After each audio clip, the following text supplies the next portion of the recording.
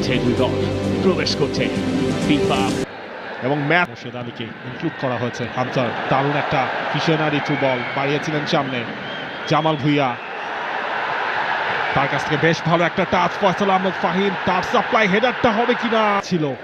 ফাহিম শেষ পর্যন্ত যখন ফিনিশটা করতে পারেন এবং খুবই ক্লোজ একটা সিচুয়েশনে চলে, এবং সেখান থেকে একটা ভালো কাটব্যাক, শুটিং স্পেস, এবং সেখান থেকে নেপালের গোল। রোহিত চাঁদ তিনি গোলটা করলেন। ফাহিমের শট, লেফট ফ্ল্যাঙ্কে ফয়সাল আহমেদ ফাহিম, ফয়সাল আহমেদ ফাহিমের সাপ্লাই রাকিব হেডারের জন্য জাম্প করেছিলেন, হয়নি। জামাল ভুঁইয়া, সেখান থেকে হামজার অ্যাক্রোব্যাটিক অ্যাটেম্প এবং সেখান থেকেই গোল। হামজা চৌধুরী, যার স্বপ্ন ছিল বাংলাদেশকে ম্যাচে ফেরানোর, এবং সেই স্বপ্নেই সত্যি হলো, হাতেই রেখে দিয়েছেন।